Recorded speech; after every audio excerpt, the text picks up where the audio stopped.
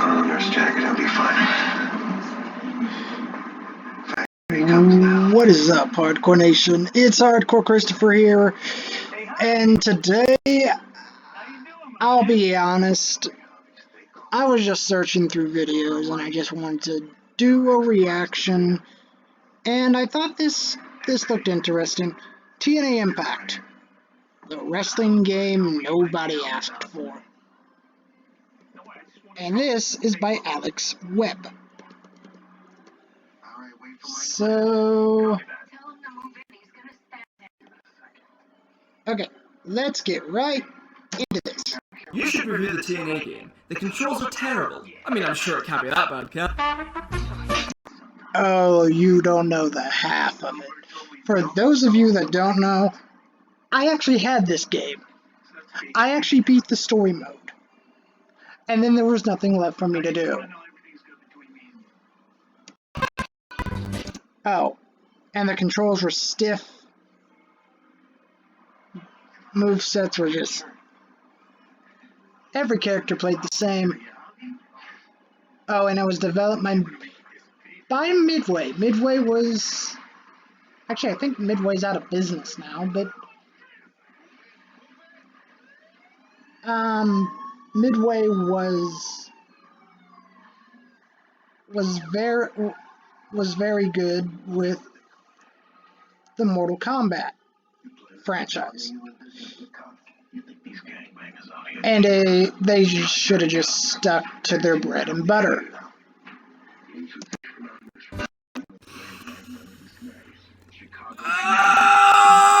TNA, where do I even start review? The wrestling company that brought you such classics like an electrified steel cage match, Bad. a blindfold match where the boxer used the blindfolds we could Awful. fall off the wrestlers' heads, a last rites match, a reverse battle. A what? What's a last rites match? And the reverse battle royal. I never understood the reverse battle royal. The only difference is you're trying to actually get into the ring instead of throwing your opponent out, which I never understood. Hey, that was cool. Until Homicide. Wait, Homicide? No, not Homicide. Until Suicide couldn't get out of the hole for some reason. Top of the cage, Silent Night, Bloody Night match, Black Rain, Jeff Hardy. A what? Hold on. They fall off the wrestlers' heads. A last rites match, a reverse battle royal, a Steel Asylum match where Homicide couldn't climb out the top of the cage, a Silent Night. What? What on earth is that? Match, Black Rain. To be honest, this was a very dark time in Dustin Rhodes' life. Hardy showing up. Good to see that he was able to climb out of that dark hole, though. And yes, the worst Victory Road main event in, well, Victory Road history. High as fuck to main event pay-per-view. Joker Sting, yes, you heard that right. Hey, Joker Sting was cool. Don't knock Joker Sting. Joker Sting, and all his antics like holding Eric Bischoff hostage with a fucking crow. Look at the confused fear on that man's face. And of course, how could I forget the greatest women's match of all time? Jenna Maranska versus... Oh, good. Good Lord Almighty. You have Gail Kim versus Awesome Kong, and then you show this garbage.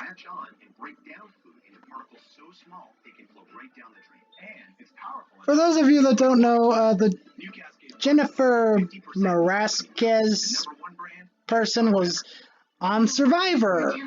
Why they put her into a wrestling match, I have no freaking clue.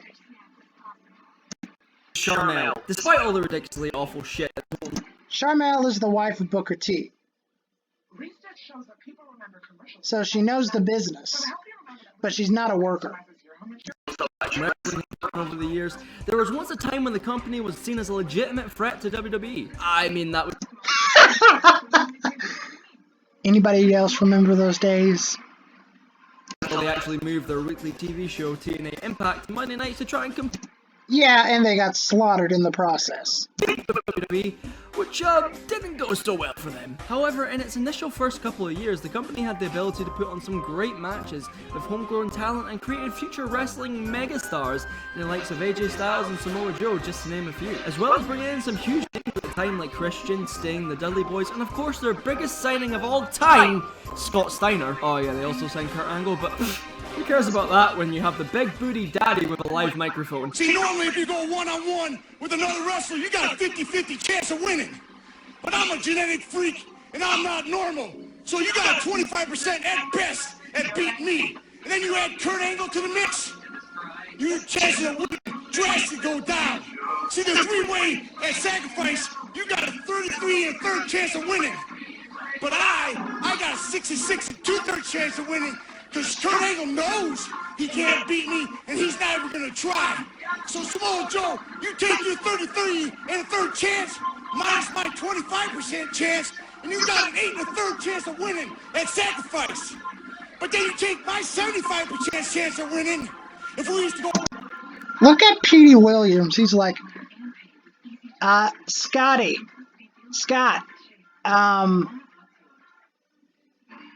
what? I don't think it, I have no idea what you're saying. Oh, hey, and that's Raka Khan.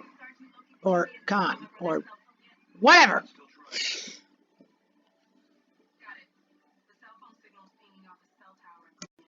One-on-one, and they add 66 2/3%. I got a 141 2/3 chance of winning at Sacrifice. See, Joe, the numbers don't lie. Plus, arguably, I'm not sure that's how that works, Scott. there are some great moments in wrestling too, even if those moments were few and far between all the bullshit. Now, as TNA grew and tried to expand their product, the more things started to go downhill. Hulk Hogan would eventually join the company and bring in a massive influx of ex-WWE guys that the company continually pushed instead of their own talent. More terrible gimmicks and awful storylines that would see them lose a huge portion of their fan base, and ultimately the company would lose their TV deal with Spike in 2014, which seemed falling on some really hard times, having a lot of wrestlers who'd been there from the start, like Styles, Bobby Roode, and Eric Young, all leaving to pursue bigger and better things within WWE. I mean, I say bigger and better things, but the last time you seen Eric Young on TV was literally like 4 years ago. Now today, TNA is somewhat balanced. And now he's back with Impact, being the world-class maniac, with a big, tall, brownie cowboy. We branded as just Impact Wrestling, putting on enjoyable shows and getting rid of some of the management that wrung the company into the ground in the first place. However, with all that being said, I think it's pretty safe to say that TNA will never quite reach the heights it was at in the mid-2000s, and I think nothing personifies that era of total non-stop action more than TNA Impact, the video game. A game that literally nobody asked for. TNA Impact came out in 2008, which if you were ever going to make a TNA game, I guess would probably be the best time to do so, considering, as I previously said, the company was doing extremely well during that period. It was also developed by Midway Games, who actually have a huge amount of games under their belt, so you know, there might actually be some hope that this game might be good after all. No, wait a minute. The game was only produced by Midway Games, and was actually developed by Midway Studios Los Angeles, with such great titles behind him like X-Men Next Dimension, Wu-Tang Shaolin Style, Lion King Simba's Mighty Adventure. Lion King had a video game? Why? Literally. Okay, I'm gonna give you guys a little secret here. Then I'll get back to the video. Any game that has to do with a movie, stay away from it. Because unless your name is Spider-Man 2, movie tie-in games suck. Backyard wrestling games. I previously looked at the first one of those games, and here's a quick summary of what I thought. Not obviously given that great collection. Here's here's a little of what I thought about the game. Sat the game down, well, laid the game down. Took a hammer to it because it was just so horrible. Games. My expectations going into this are exceedingly high, and as the game's creative director says, that's what makes you want to play TNA. It makes you feel like a superstar to play a game like this. No, it doesn't make you feel like a superstar. It makes you feel like you're mashing buttons to see what happens. so you better not let me down here, Sal! Or you'll be the next one getting the fucking hammer, I swear to God. So the game opens up like how most wrestling games do, with a nice little hype package showing off all the crazy shit that's happened, and yeah, it's cool or whatever, but I have no time for that shit, because I'm here for one thing and one thing only. Come on, be here, be here, be here.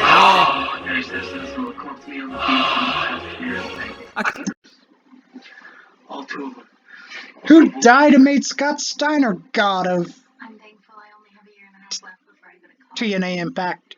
I'm thankful that The video she still game. has a year and a half left before That's all I got. Was from here. He's fat! Now the only thing left to do is put him in an electrified steel cage match, and oh my...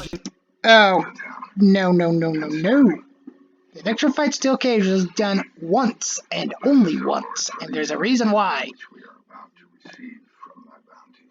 Sucky suck.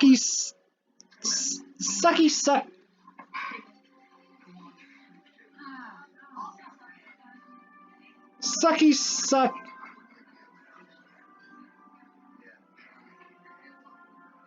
Well, it only had a 241.5% chance of failing. And it failed. Dreams will come true. Then our dreams were crushed as I found out I could have an electrified steel cage match. So naturally, I headbutted my desk. The match that you can play in this game range from your couple different singles matches, tag team matches, multi-mans, and an Ultimate X match. You know, for a company that prides itself on the ridiculous gimmick matches they have put on over the years, there's a surprising lack of match types to play here. Like, surely you could have added a steel cage or ladder match somewhere. Anyway, at least when it comes to picking a wrestler to play as, you have a pretty wide selection to choose from. Although if you're wanting a women's match, then you might be a little disappointed, as the most you get to having any women in this game is for a Logan screen with Christy Hemming on it called Christy's Tits. Yeah, I'm sure that's exactly what developers meant there. Once you select your match type, And when you look at the TNA Impact roster, all of them are gone. Literally. wrestlers you get the option to pick a couple different arenas, other than places like the Impact Zone, the Freedom Center, or Japan to choose from. Then you get into the match, and the first thing you notice is the game looks absolutely beautiful. From the entrances and arenas to the in-ring stuff, the game generally looks incredible, and there's no denying. I would even say a couple of models you've used here look better than some WWE games that came out around that time too. Like for example, let's take a look at Booker T. Here's how he looks in the TNA Impact game, and now here's how he looks in WWE 12. What? There's also a lot of small attention to detail that I really like too. Things like the posters hanging on the guardrails being different depending on where you are. The only small nitpick I have here is that the entrance is cut off before you actually get into the ring, which just bugs me a little. Plus it can make for some unintentionally funny moments like Rhino running off into battle. So now you're probably thinking, wow, if this game looks this good, surely the gameplay must be great. And I was thinking that too. Right up until I tried to move around. Scotty's right in front of you. Scotty, why are you running in circles? Scotty, for fuck's sake. Okay, right, that worked out, I guess. Right, so first things first, I'll be nice and give credit where credit is due. When did Scott Steiner ever do a running shoulder tackle? Who does he think he is, John Cena? These controls aren't overly complicated and easy enough to pick up, having your basic punch, kicks, and quick grapples, along with your strong grapples that see you do bigger attacks to gain more impact meter, which when it fills up, you can pull off a finisher. All the animations here look fucking great, with certain moves feeling really hard hitting, and it's especially satisfying to send your opponent spiraling out of the ring. You have different environmental attacks you can pull off, like slamming someone headfirst into the guardrail, which looks really cool. Just forget about the impending concussion. If you have your timing done right, you can even hit someone while they're in mid-air, but that's more down to luck than anything else. And you can also reverse a reversal, which adds a nice layer to the gameplay. However, reversing in this game is super fucking difficult and pretty inconsistent, and sometimes you'll hit R1 when the prompt shows up and counter it no bother. Yet other times you'll press R1 at the exact fucking moment and the game will just give you the finger and say, fuck you buddy, you're taking this power driver. honestly, when it came to the reversing, this is how I did it. I kid you not, I was on the floor, well, or mat, and I would literally press the reversal button until I got a reversal. I looked like a fish out of water, or somebody that fell and couldn't get back up for some strange reason.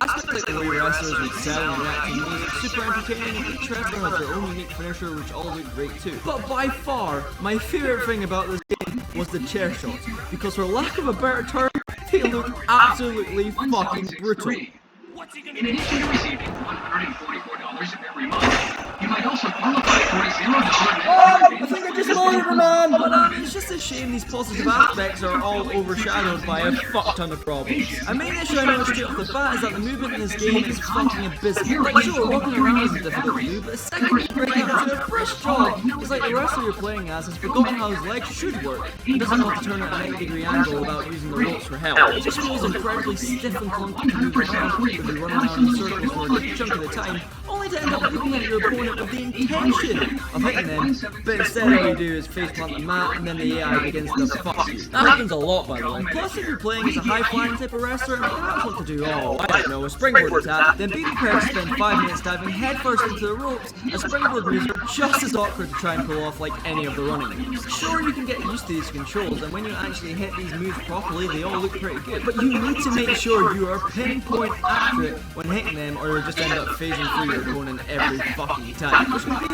the game also has a problem deciding if your opponent is standing up or on the ground, so if you go to hit someone while they're just starting to get up, it just really won't register and you'll look like a right tit. Yet on the flip side of things though, some strikes will blatantly not connect, yet you'll still get knocked over by them. Right, what hit me there then? The fucking wind? Speaking of getting knocked down, the developers have added a weird feature of being able to roll around on the ground, which in theory seems like a pretty smart idea. Hold on, I have a joke. Right, what hit me there then? The force is strong with this one. Speaking of That was all.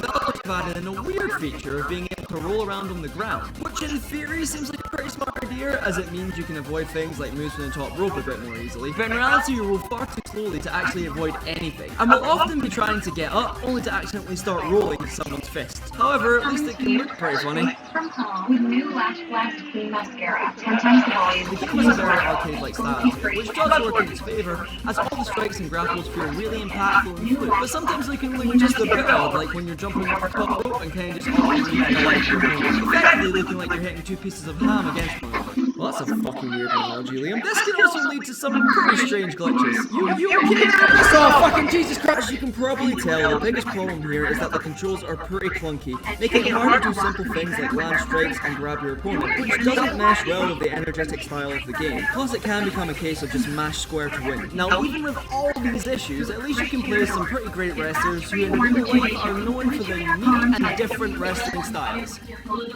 But in this game, every character plays more or less the same. Like seriously, besides the finishers, which again do look great, and some slight variation in moves, every character feels the same. Take for example AJ Styles, one of the most unique wrestlers ever, yet in this game he feels like any of the other high flyers because they all do the same stuff. Like I've seen this moonsault into DDT about 46 times now because every flippy floppy bastard does it. I think this is purely down to the game not actually having that many moves in it, which is why you see so many of the wrestlers doing the same stuff, but the lack of variety here really takes away from the game. Like come on, if I'm playing a Kurt Angle versus Scott Steiner match, I at least expect to see one sunset flip power. Perfect! There's also no sense of power win, as you can throw the big guys about just as easily as any of the smaller wrestlers. Plus every character looks about the same size, which is a tad weird when you have, say, Shark Boy versus Kevin Nash looking like an even matchup, when in reality Nash is literally a foot taller than him. Half the fun in any wrestling game is using different characters and seeing how they play. But here you don't really get that, which means after a while the gameplay becomes a bit stale. But hey, at the very least the commentators are enjoying themselves.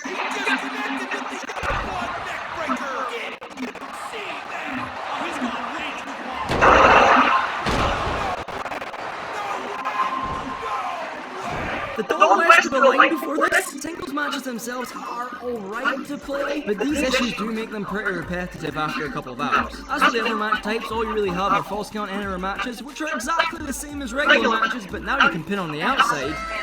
Submission matches, which again are the exact same as singles matches, apart from this time you need to make them submit. I wonder what we could give that away. You have tag team matches, which are just the worst, as if you make a teensy tiny little mistake while beating up your opponent, you can just casually get up and easily tag in your partner, meaning you start from square one all over again. Plus, while the partner's on the apron, they start to regain health, which draws the match out even longer than it has any right to be. Surprisingly, there's even more control issues with this match type. Like, for example, you use the right stick to change target, but you'll also use it to kick out pins. So a lot of the time you'll have kicked out, changed who you're looking at, and end up launching yourself out the ring by accident. And once you're out the ring, well then everything turns into a clusterfuck. I think the worst thing about them though is that you have to rely on your partner to do a lot of this stuff, like break up pins and stop your opponents from running in. But the AI is utterly brain dead, so good luck with that! Eric, if you could hurry up, that would be nice! The triple threat and fatal 4-ring matches, which again suffer from the same control issues as tag team matches, with the targeting and overall clusterfuckiness. Yeah, that's a word. But I actually quite enjoyed these match types as they fit the game's fast-paced nature and are pretty fun to play. As long as you don't mind playing them for hours on end, as the AI never stays down long enough for you to get the pin on someone else. I've been playing this match for 6 hours and I just want to go and get food. And finally, you have an Ultimate X match. The Ultimate X match is arguably the best gimmick match TNA ever came up with, which is saying something. Having a title or at least something hanging in the middle of the ring, suspended by cables that the wrestlers would need to jump up and shimmy down in order to grab the belt. The match type has had some absolutely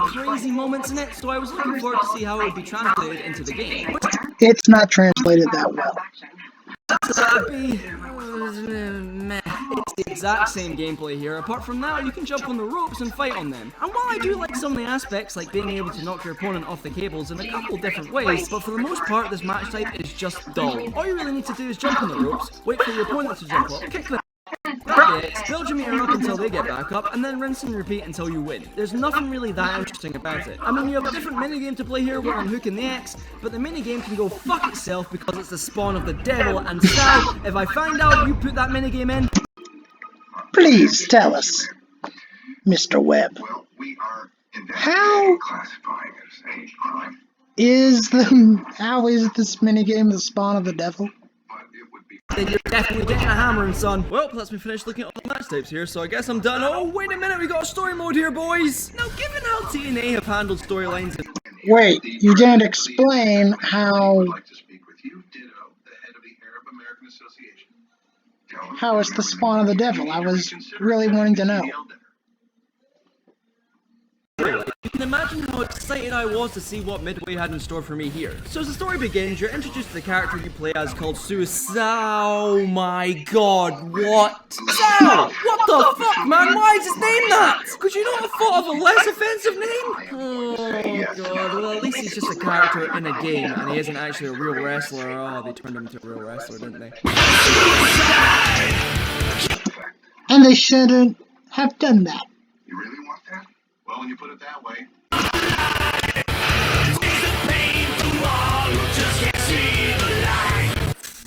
2008 was a wild fucking time. Awkwardly edgy name aside, the story starts out with Suicide climbing the ranks in TNA, as he beats everyone put in his path with his finisher, the DOA. Fucking Jesus Christ. Eventually he gets a world title shot, but is told to take a dive. DOA. Dead on arrival. They actually made this guy into a real wrestler. Why? Passing on a message from the higher-ups. But Suicide doesn't give a fuck about what the booker says and decides he's going over anyway, which obviously doesn't pan out too well for him. You wake up in Mexico a couple days later, which is a very long distance to dump a body from the impact zone in Orlando. You've absolutely no idea who you are, and your face is all kinds of fucked up. But luckily, you have a trusted Mexican plastic surgeon to help fix your face, which segues quite nicely into you creating your own character to play as throughout the rest of the story. As far as the creation suite goes here, it's not the worst I've ever seen, but it's certainly not the best either. You've been given out options for things like hair and clothing, but if you're wanting to add designs or change up the colour scheme of your gear, you have very limited options to choose from, which also applies when picking moves and 1 of 10 generic entrances that you can't actually preview, which is always a great thing. Also, the models look, let's just put a mask over that, shall we? See? Much better. Some aspects of the model that also look a lot better in the creation suite. Take for example the tattoos. Here they look pretty offensive and actually really good. In the mask they just look like a really bad infection. Anyway, after you finish sculpting a new person with a slightly less offensive name, you're off to the races. As you get wrestling into military armories, so you eventually get scouted and make your way back to TNA as you climb your way back up the ranks in the company. You can friends and enemies along the way, all while trying to piece together who you are and what actually happened to you. While the story isn't exactly something I've happened to before, and it's a bit predictable, I'd be lying if I said I wasn't entertained by it throughout. All the cutscenes look great, the voiceover work is pretty solid for a wrestling game, and there are some really funny moments, whether that be intentional or unintentional, like when Eric Young is kidnapped and turned into Jeff Jarrett's sex slave. Well, I can definitely gather that. And when you eventually rescue him, the face he has is just, well, what you'd expect given the circumstances. Although there are some point-blank stupid moments, like how at the end of the game, spoiler alert by the way, you remember who you are and realise Jeff Jarrett was the one that had your body dumped in Mexico. You confront him in the ring and stand up to Jeff, and then turn around and say, wait a minute. I know who told me that voice. Suicide. Yet you've literally had the same voice throughout the entire story. So for him not to realize that is so fucking stupid. I'm gonna break your back and make you humble. Oh, never mind. You saved it with that line, Jeff. Here, take my 6 stars. Overall, the story here is fairly entertaining despite a few minor issues, and I enjoyed it enough that I played through the whole story mode, which is saying something given what you actually have to play through in this. Basically, during the story mode, you will be spending a large chunk of your time beating up the most generic backyard-looking creator wrestlers you have ever seen in pointless filler matches. And while I can somewhat understand them looking back at the start of the game while you're in Mexico, you get the same awful looking guys to face in the impact zone. Like seriously, they look fucking terrible. Wait, what? Ah, nah, never mind guys, false alarm, it's just Beardy McGee. Like you know I've put more effort into these guys, Sal. Oh fucking hell, Baron Blade's even here. The only reason these matches are here is just a way to pad out the story. But it just turns it into a drag to get through. Especially during the tag division segment of the story mode, when you have to play through what feels like 43 tag matches in a fucking row. Like I wouldn't mind so much if there was actually effort put into them. Like say for example the clown characters back at the armory. They look pretty good and they're just created wrestlers too. Yeah, why couldn't you just bring them back to challenge you in TNA rather than just fill it with generic created wrestlers? But instead all you get here is Beardy McGee for 6 matches straight. Woohoo! There's also one tiny thing I noticed about the gameplay here. See in other wrestling games you would normally start a career mode off with a character that's not got very high stats. You'd get your ass kicked to begin with until you build your character stats up high enough so instead you're the one doing the ass kicking later on in the game. But here it feels like the exact opposite. You start the game off pretty capable, feeling like you're on an even playing field, but as soon as you get to TNA, the game becomes infuriatingly difficult, as it increases depending on what division you're in. So you start in the tag division, which isn't too bad, but tag matches are a bit shit. You then go to the X division, which increases the difficulty and the bullshit, and then go to the heavyweight division, and you get absolutely fucked up. Opponents can impact you faster than you, will do more damage with your attacks, while you have to throw everything that's not nailed down at them, just to get them to yellow health. They don't stay stunned for nearly as long as you do, and they reverse fucking everything. Combine that with the dodgy controls, and you're in for a stress-inducing time. Now, I don't mind the challenge or anything, but here it just feels really cheap, as there's no real way for me to upgrade my character to handle this onslaught of bullshit. I mean, you do unlock new stuff like moves and finishers as you progress, but they don't really do anything to help you during the matches. All they do is give you a new animation to look at. I did find the steep rise in difficulty at least a little manageable, and I actually thought I was doing pretty well. But then I got to the heavyweight division and got squashed by Rhino in 2 minutes flat. It gets to the stage where there's no point in playing the game properly, and they end up running around the ring waiting for the dumbest fuck AI to trip over the steel steps so that you can wail on them with a steel chair. It's inevitable. And your car This is really your own fault, but seeing as you're here, these tactics are pretty much all you'll end up doing for the last couple of hours in the story mode, as it's not worth trying to play the game properly, which as you can imagine becomes pretty boring after the first, I don't know, minute or two. Once you finish the story mode, there's no real point in going back and playing through it, as it offers nothing in the way of replay value. The only other stuff I haven't mentioned is the extras menu, where you can watch things like behind the scenes videos and full-length TNA matches, which is a nice little feature to have at least. Like who doesn't want to watch the flying impersonators? Wait, what? I think in a lot of ways TNA and iMPACT video game represents TNA the company perfectly, having a lot of promise but ultimately falls flat on its face. When it comes to this game, I think Midway wanted to create something that was different from what was currently on the market, and bring back some arcade elements of the older games, but it just doesn't work in the long run and overall feels really rushed. The game looks great, the story is interesting, and there's aspects of the gameplay that are fun, but there's so many problems with the game that it just feels unfinished. The controls are clunky to say the least and drastically take away from the gameplay. There's no real reason to play as different characters because they're all the same. Career wrestler is pretty lackluster, and the waves of generic background wannabes you have to fight in story mode can go fuck themselves. I think if we spent a little more time sorting out the kinks, then you could have a pretty great game on your hands here. But unfortunately, I think Midway had bigger issues at the time than sorting out their TNA game. Now, if you enjoyed this video, guys, maybe check out the rest of it. Oh, that's right. They filed for bankruptcy, didn't they? Julia? You look amazing. Jenny Craig works. Introducing rapid results. I forgot about that. 17 pounds in your first 4 weeks. Doing Jenny Craig, my best decision ever. Until next time, guys, I will see you. Oh, wait a minute! I nearly forgot about something. Sal, my good friend. just hits him on top of his head with a hammer. Well, guys, that was my reaction to TNA Impact, the wrestling game nobody asked for, by this fine gentleman, Alex Webb. I hope you all enjoyed. Don't forget to like, comment, subscribe, and hit that notification bell. And as always, I'm Hardcore Christopher. Keep it hardcore, everyone.